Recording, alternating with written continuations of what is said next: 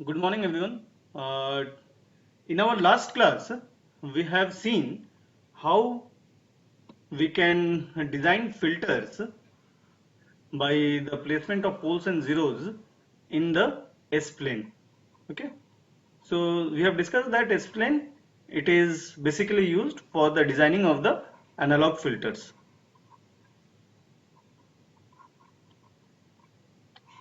Right? Now,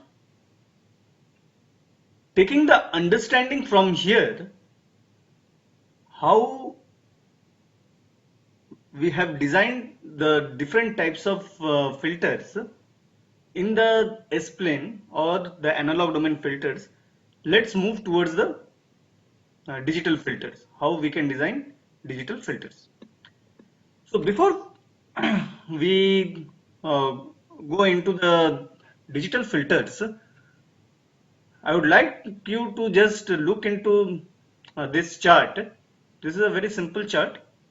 So here in the first quadrant, if we have to find out the phase, it is tan inverse of B by A.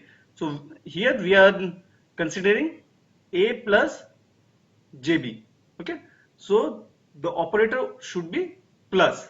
So if it is minus of JB, that means it would be plus of minus B. So when you have to put it in these four quadrants, you have to put it B as the minus B. Okay. So in the first quadrant, it is tan inverse of B by A. Second quadrant, it is tan inverse of B by A plus pi. In third quadrant, it is tan inverse of B by A minus pi. And in the fourth quadrant, it is tan inverse of B by A. Okay. So I hope every one of you know this. Okay. Now, there are some special cases when the points lie on the axis. So if it is the positive real axis, A, the value is 0. Positive imaginary axis, as we go back, anti-clockwise to B, we get pi by 2. From B to minus A when we go, so negative real axis, so we get minus of pi, and from here to minus B when we go, we get minus of pi by 2. Okay. So what I will say is that from the next class onwards, keep your scientific calculators ready with you. Okay. So maybe in one or two classes, so we will be starting the numericals on the digital filters. Okay. So I request all of you to keep your scientific calculators ready. Okay.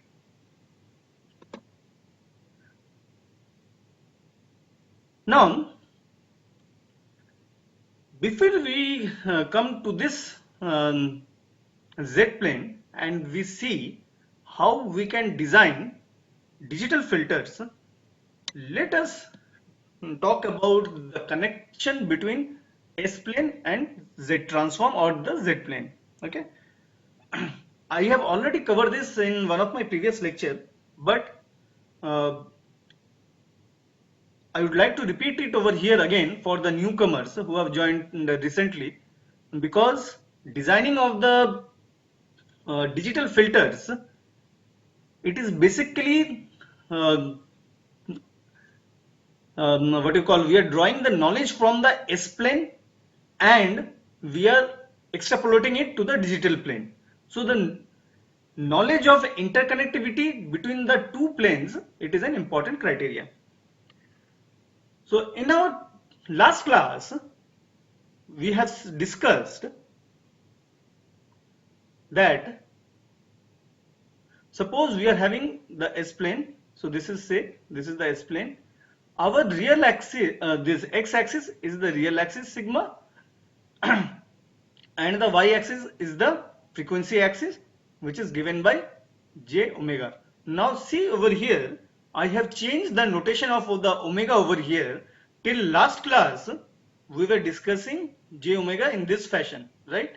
Now, when we are discussing about analog frequency and the digital frequency, we are coming across two omegas. Now to distinguish that, the general convention is that the analog frequency is represented by this omega, which is basically the ohm, okay?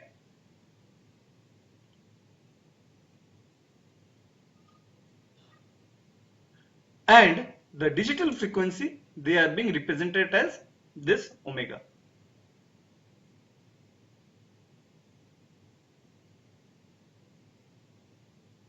Okay. Now,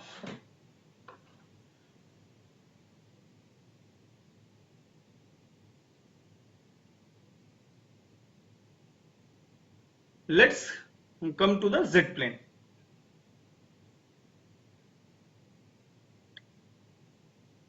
Like S plane, Z plane is also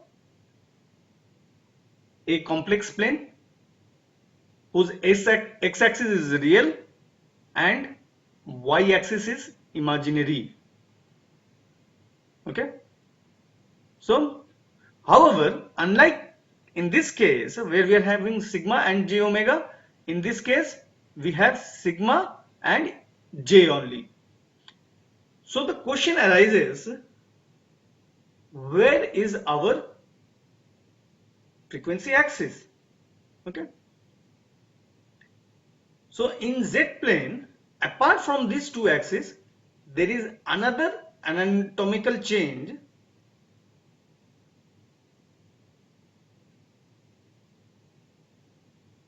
where we have one unit circle. Okay.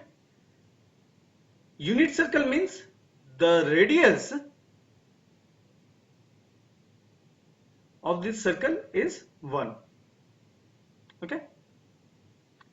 So in Z plane we have a unit circle. Now if you look into this unit circle, it starts with 0 and it ends at 360 degree. 0 degree and 360 degree. It starts at 0 degree and ends at 360 degree. However, both the 0 degree and 360 degree, they overlap with each other. Okay? They overlap with each other. Right? So this is the thing. Now what happens?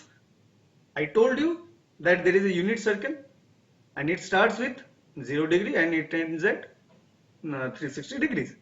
So what are degrees? So degrees are also, it can also be represented as 0 to 2 pi. Okay.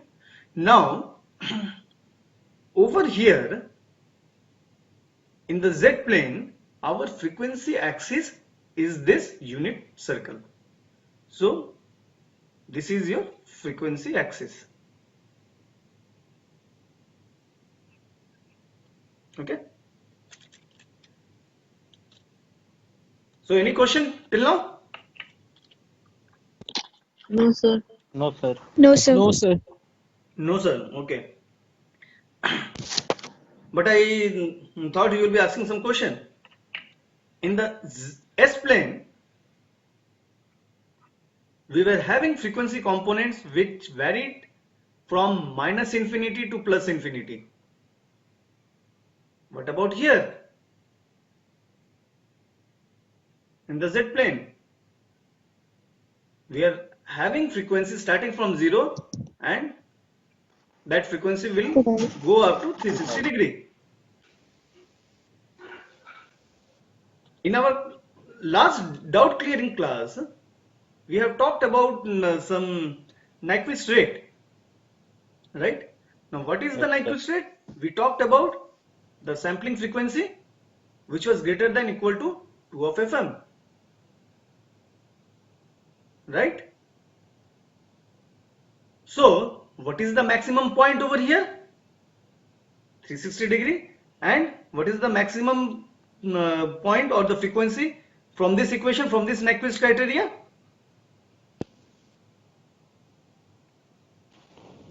Which one is the highest? Sorry. Which one is the highest? Your Fs is the highest, right? So Fs is fixed for a digital system, right? So the 360° is occupied by Fs. Okay. So if you look into the angular scale 0 to 360°, that's fine. We have a limiting condition over here 2 of Fm. That means Fm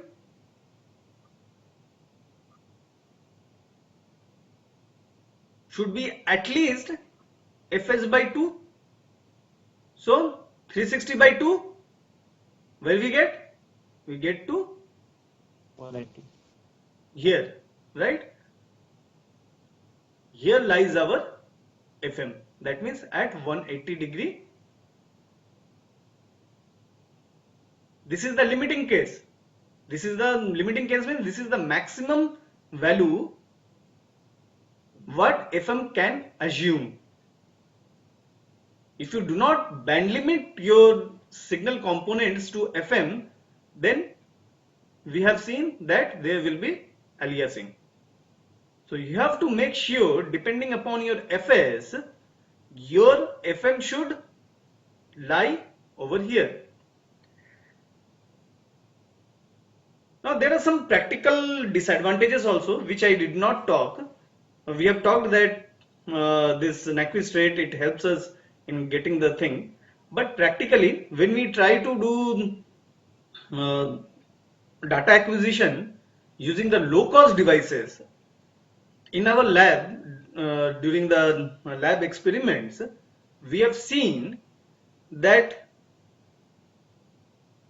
we have to use an equation where Fs is greater than equal to 10 of Fm. Okay. Otherwise, what happens? As I was talking yesterday, that due to the non-idealness of the components, you get you will be getting some distortions. So if you are using low cost data acquisition system, then this might be one of the problem. Okay. So if you go for a high cost system, the principle of data acquisition system will remain the same, but what will change? You will be having more accurate this analog components. Okay, and that's where the price goes up like anything. Okay.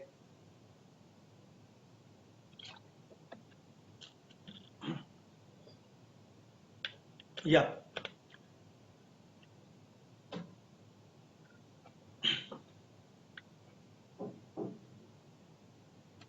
Now say you are having this Fm which should be constant. Say for example you are acquiring an ECG signal. What is the frequency range of the ECG signal? 0.5 to 150. 0.5 millimeter 150. 0.05 to 100 hertz.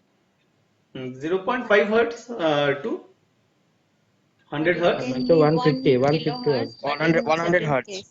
Yeah, so some book says 100 hertz, some book says 120, some say 150. So the clinical ECG, they usually go for 150 hertz. Okay. So let us say we go for the lowest one, this thing, right? Now this is your FM, right? Now if this is your FM, your FS should be at least 200 hertz. Okay. If you have reconfigurable data acquisition system, then what you will do to achieve this condition? You have to reconfigure the what you call reconfigure the data acquisition system so that your signal acquisition it becomes or it is carried out at 1 kilohertz, right? 100 into 10. So you will find in many of the research books, in research articles, you will find people are digitizing the signal at 1 kilohertz. So that means that they are using the low cost data acquisition system and they have to use a higher sampling frequency so that there is no distortion in the signal. So suppose you are what do you call, you are sampling at 1 kilohertz, then where will be your 100 hertz? Where will be your 100 hertz? At what degree? 180, sir. It's 180. 180 degrees. At 180 degrees, sir. 180 degree. How come? You are sampling your signal at 1 kilohertz. So your 360 degree I think, sir. corresponds to 36 degrees. 1 degree 36. correspond to 36 degrees. 36 degree. yeah. Or in the other way, 1 hertz 360 by 1000. So your 100 hertz it will be at 360 by 1000 into 100, right? So it comes out to be at 36 degree. Okay. Now where it will be? Where it will be? If you look into So the first thing, quadrant. somewhere here, this frequency component, this FM would be at 100 hertz. Okay. So when we oversample a signal, so what is happening? In this axis, within a tight region, the frequency components are present. Within a very tight region, the frequency components are present. Okay, are you getting my point? Any doubt until now? Yes. No, sir. No, sir. So any question which may arise in your mind? One way you are ensuring that there is no spectral leakage or aliasing. But are there any disadvantages? Is there any disadvantage? Can you tell me? Excess frequencies used. Extra frequencies used. Extra frequency, it's not a. Yeah. So what happens? What is the outcome? If you look into this component, suppose, let me go back, I'll go to a new slide.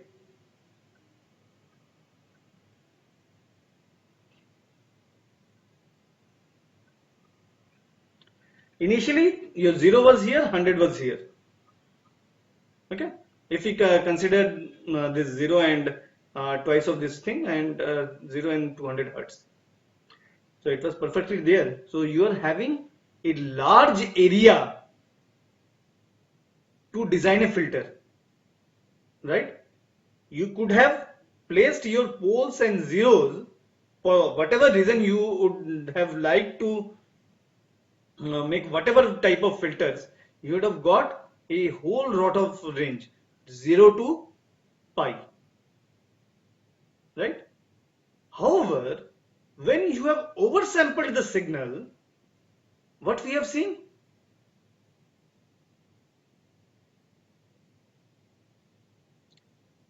there is a compression in the frequency axis. Now, the frequency components in Hertz term, it will be compressed over here and they will be very close to each other because 0 starts here and it reaches 100 over here in a very short span. So where will you put the poles or the zeros, and will that be effective? You think of a condition in a classroom where I have seat for 30 students and I ask you to write an exam. You will be comfortably writing the exam if you are having the 30 students in each bench, right?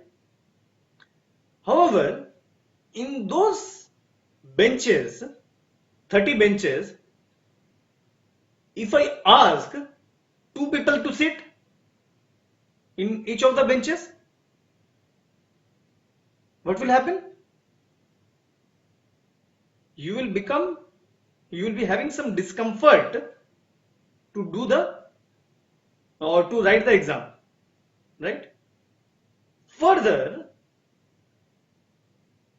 if I push in 3 students in a bench, it will be very difficult, right? So the same thing happens over here when you are compressing the frequencies within the frequency axis, because you can start with 0 and you end up at 0 again. So when you are compressing it, you are basically compressing all the frequency components. So that makes the life difficult to design a filter if there is an oversampling. Okay. So under ideal conditions, we may try to have the signal components where our FM or the maximum frequency component of the signal, it lies at pi and your Fs lies at 0 or 360 degree, whatever you call, right? Now another important thing, as I told you, that the frequency components in the analog domain, it varies from -infinity to infinity. So what happens over here? So if you see 0 to 360 degree, you have some frequency component. Then these analog frequency components, they repeat over itself. Okay. So basically, when we are migrating from Laplace domain or Laplace plane to Z plane, there is many to one mapping. Okay, that means many frequency components, they are being mapped into a single point. Here I have talked about 0 to 360. Similarly, when you go to 0 to negative, so you will go clockwise direction in the negative half also. So you cover both from negative to negative infinity to positive infinity, right? So there is many to one mapping. Hence, whatever we do in the Laplace transform, from there, if we have to design any filter, taking the information from there, if we want to design some filter in the digital domain, we have to be bit careful. Otherwise, due to this problem, many to one mapping, we may get into trouble. Okay. Anything else you'd like me to ask? No? Okay.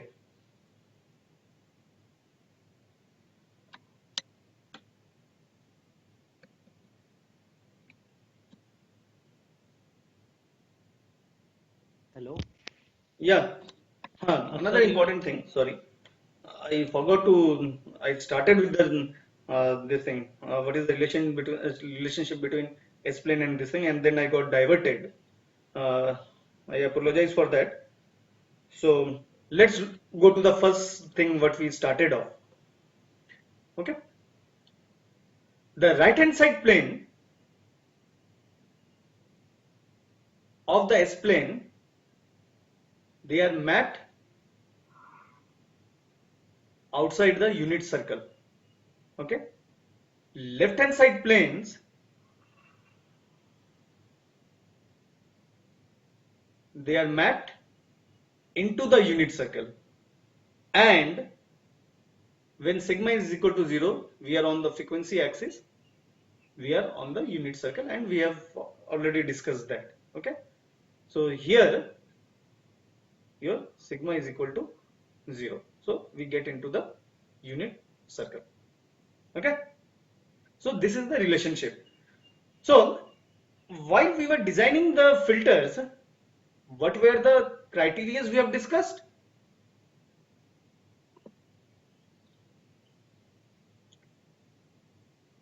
First one, number of poles. Sorry.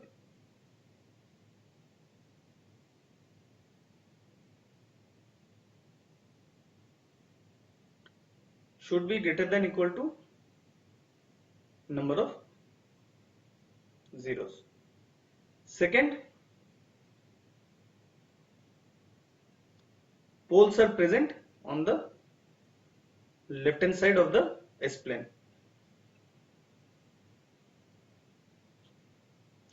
Third was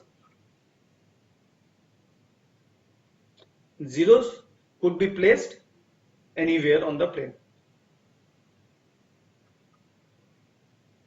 Okay, anywhere on the plane. So this were our takeaway from the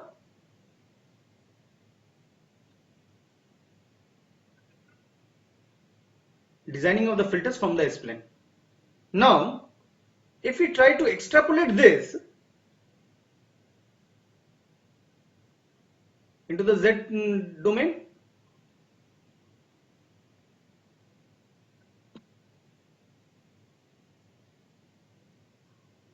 here no change, right? So here also number of poles should be greater than equal to the number of zeros. Poles were present in the left hand plane in the S-plane. Here what will happen? If you look into the mapping, where it should go? Inside the Unit circle. unit circle.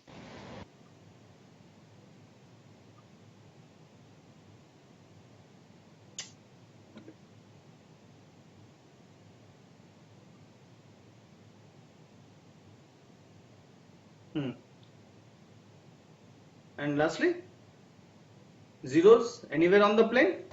So here also there is no change. Okay. So these are the things. Yeah, someone is was asking something. Please proceed. Hello. Yeah.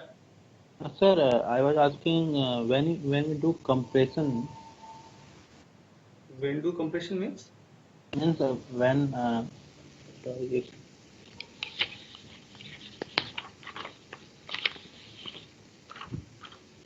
hello. Yeah. Sir, when there is a compression means when the Frequency compression. yes sir, Ah. frequency compression. Ah. You said if there is a compression, then there will be oversampling. You have to do oversampling, na? Yes sir. Because if you see, sir, if you have to do analyze or sample the signal, if you are having the maximum 100 Hz component over here, you could have sampled the signal at 200 Hz as per the Nyquist criteria. But if you are using low cost devices, data acquisition devices, due to the non-idealistic nature of the components within the data acquisition system, there will be some spectral leakage, and which will lead to your aliasing, That is not directly aliasing. We call it spectral leakage, but the effect is similar. What happens? The frequency components gets mixed up. So how you can do it? When you do the oversampling, so what you are doing? You are increasing the area in this region and in this region. Okay. So Yes, you sir. are separating the gap between the FM and minus of FM. Are you getting my point? Yes, sir. So, Yes, sir. so let us Sir, take this example. You're having this thing. This is your minus of FM and this is your FM. This is also your say 0 to minus pi to pi. 0 to 2 pi and minus pi to pi both are same. So, okay. right? So when you do the thing, initially what was happening? So if we further do this thing, FLs. So initially we were occupying all the frequency component up to this FM, right? Yes, sir. And from here again our frequency component was starting and it was going to the FS. Now here also, here when you have increased the sampling frequency, what you have done? Because they are repeating itself in the frequency domain, you will get something like this. So what you are doing? You're basically increasing the distance between the FM of your signals, FM and minus FM of your signals. So this band is increasing. When this band is increasing, you are making sure that the frequency components, there are no chance of getting intermingling of those frequency components. Okay. Yes, sir. Sir, how much extent we can do compression for making our digital filter, the perfect digital filter? There is no such this thing. So if you make some device taking some components from a chai wala like dukan, Yes, sir. then its performance will be very bad. Yeah, yeah. Cost dependent means it. Yeah, it would be cost dependent, basically. Okay. It depends Okay. on the performance of your data acquisition system. The better is your data acquisition system, in terms of your spectral leakage thing. So the lesser it leaks the spectral components, the better will be your digital filter. You can implement Okay, the sir. things in the digital domain. Thank you, Okay. sir. Yeah. Any other question? No? Okay.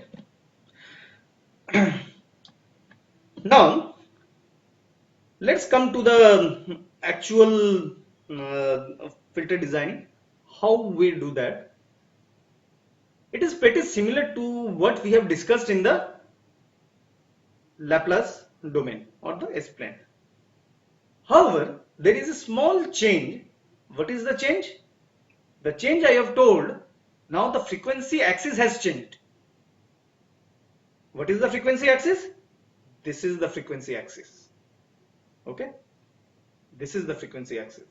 Now, instead of having the distance calculated from the poles to the y-axis, which was, or the 0 to the y-axis, which which was carrying the frequency components, here we have to look into the distance from the poles or zeros to this unit circle, okay. Now let's see over here. Say you are having h of z,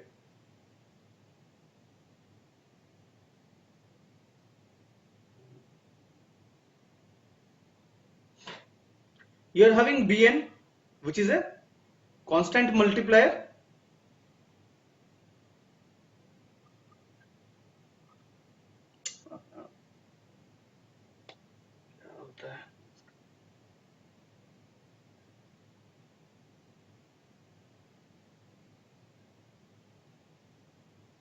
okay.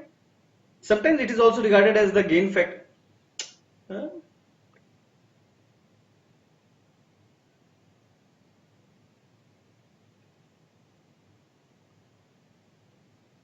Sometimes it is also regarded as the gain component of the filter. Okay, and if you look, the rest of the things, they remain the same.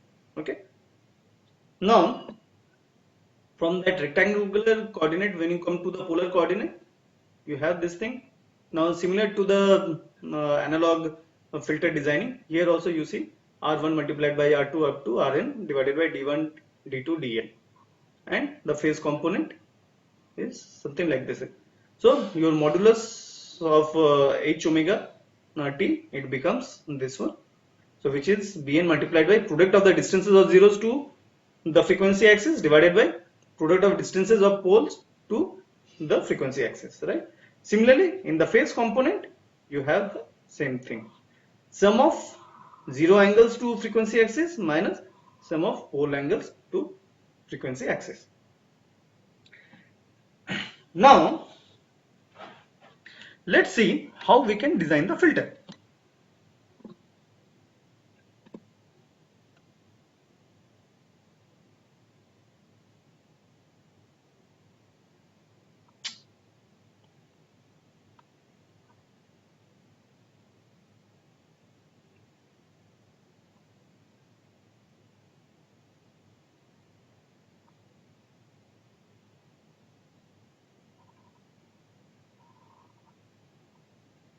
So this is not a unit circle, sorry.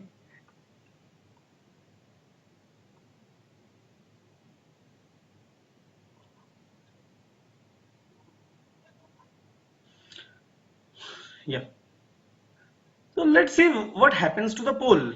Okay. If we place a pole, say the pole is placed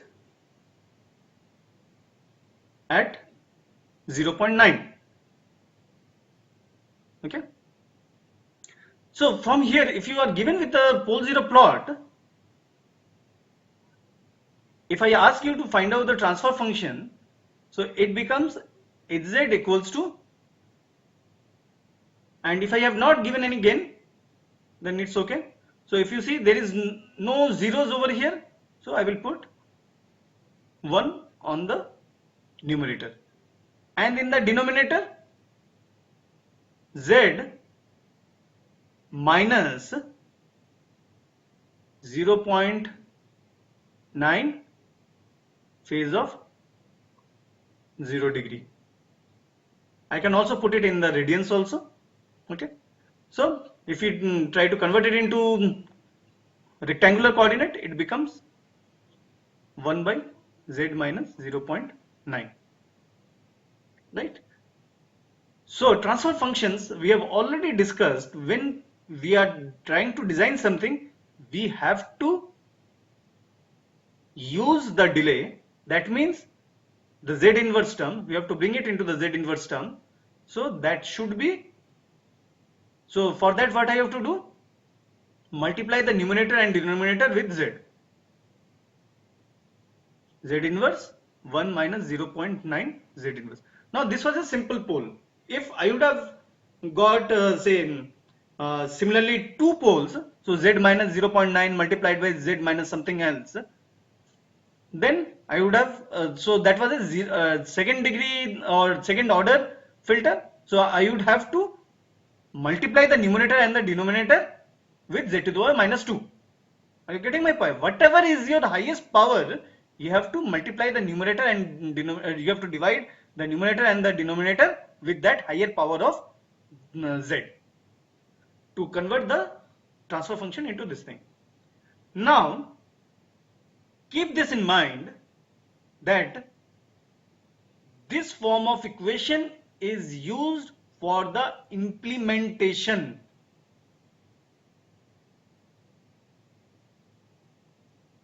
Okay, for the implementation or the realization of the filter. Whereas, if I give you the transfer function in this fashion, then you have to convert it back over here to calculate the positions of poles and zeros. Okay, so z term will be used because when you have to find out the roots, it will be z minus this thing. So z equals to z minus this thing equal to 0. So z equals to this thing. Okay. Now when I give you some numerical that find out the amplitude response, you have to look into 0 degree, pi by 4, pi by 2, 3 pi by 4 and pi. So where are these points located? 0 is here. Oh sorry, radians, it should be not degree.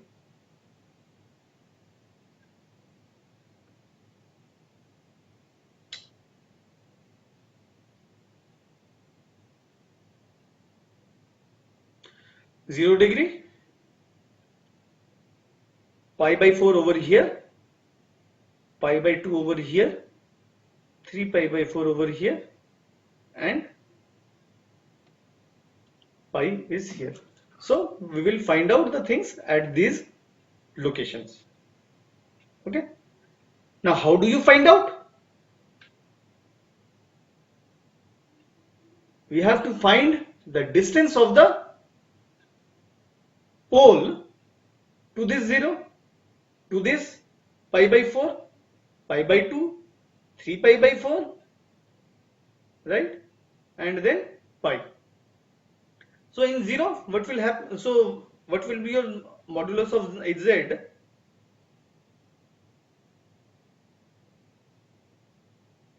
At say at 0 degree. So it is 1 by, we know that the full radius is 1.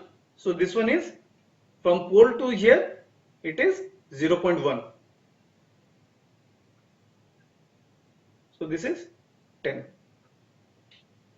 Okay. From 0.9 to this thing, so pi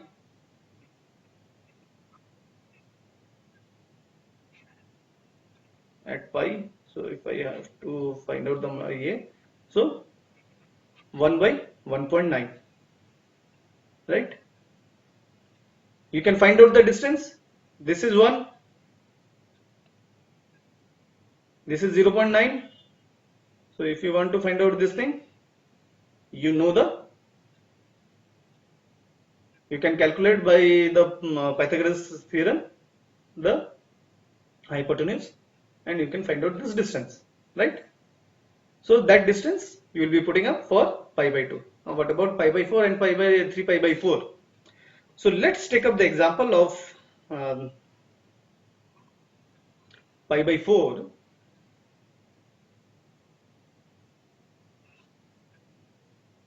So you have a point something over here and you get the poles over here. Now the distance between the origin and this one is 1. You know this distance, this angle is pi by 4.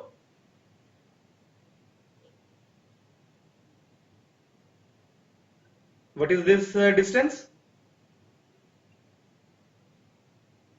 Go back to your class 9-10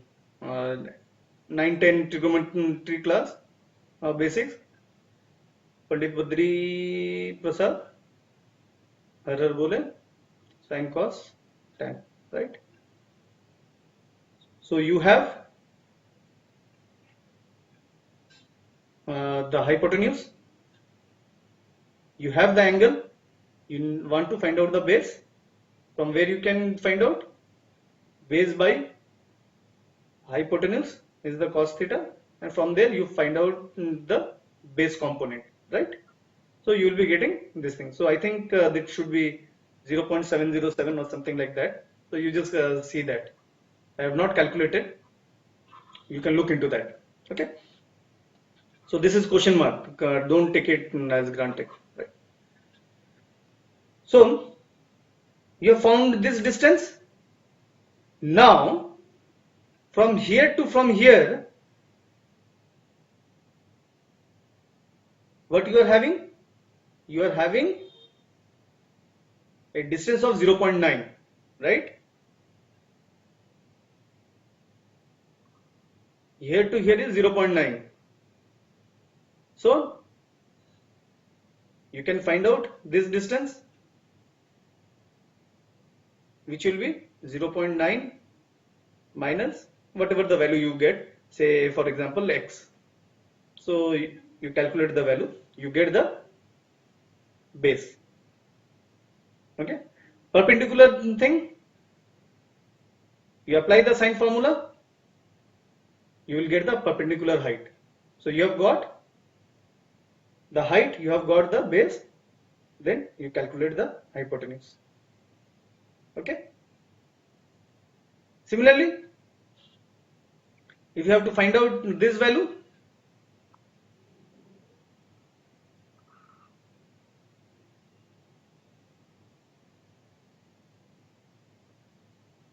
you have to find out the impression over here.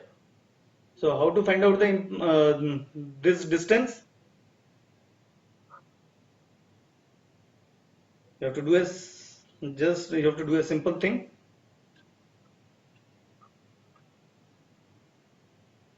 You know this distance from here to here. You calculate this one. So this would be equal to this part. Whatever you have calculated over here, the same value it will also come over here. So if it is 0.707, so it will also be 707. So say it is x. You have got this value. This x plus 0.9. You have got the base. You have got the perpendicular distance, which is equal to the perpendicular distance of this one, because they are just the mirror images, right? So then you just have to calculate the distance from the pole. Okay. So so this is how you can find out the amplitude responses at different angles. Okay. Now what about the phase? Phase, I have said we have to draw a parallel line as with respect to the x-axis, and then we go anti-clockwise. So at 0 we will be having 0. At minus this thing, how much angle you will be getting? Say you have got from here, from this perpendicular and base, you will get this angle. So deduct it from the 180 degree, you will get this angle. Okay, so that is your phase component minus of that. Okay, because poles, if you see, poles, if you see, they are having a minus component, right? So it will be negative of that, right? Similarly, when you find out this one, you have already got this angle, you calculate the other one, and you got the phase. Minus of that one is the phase. So likewise, you can calculate all the phase values. Okay. So any doubts in how we do the calculations? Sir, for Yes, sir. angle phase calculation, please repeat the procedure.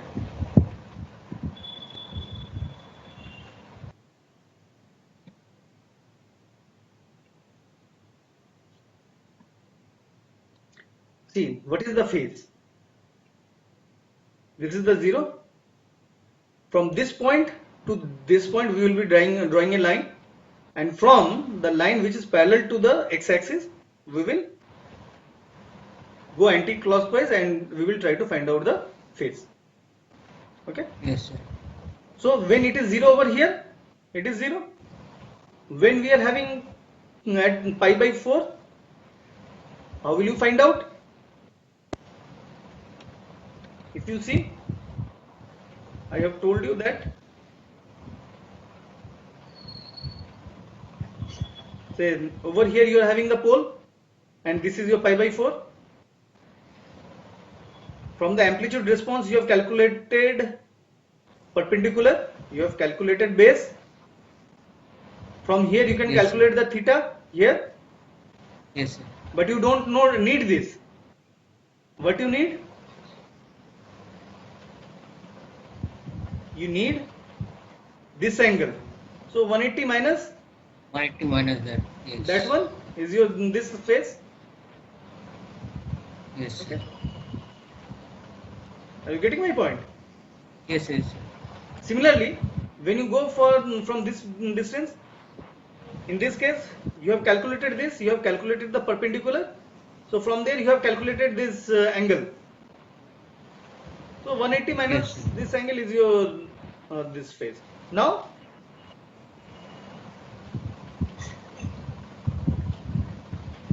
if you go over here, what is happening? For pole angles, we are having a negative component.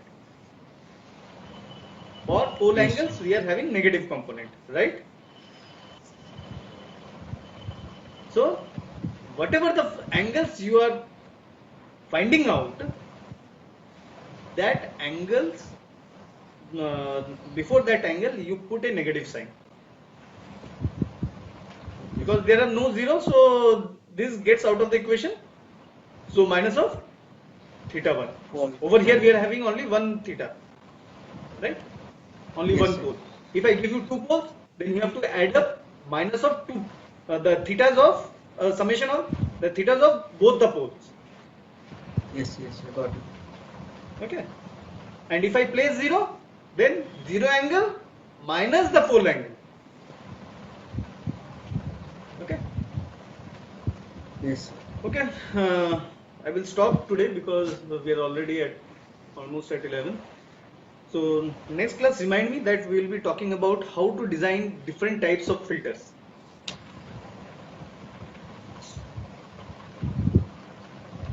Okay. By chance, if I forget it, so if I start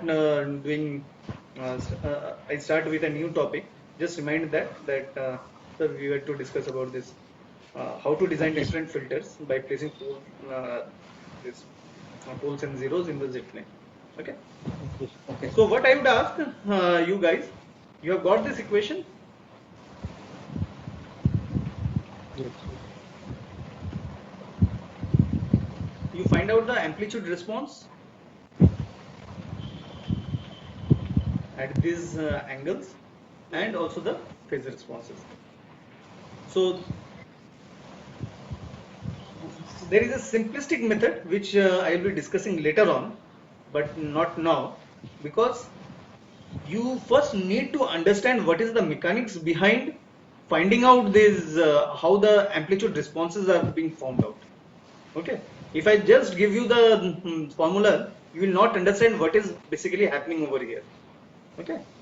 So I would ask you to, because you are having a long gap also, so you can find out this thing, the amplitude response and the phase response over here.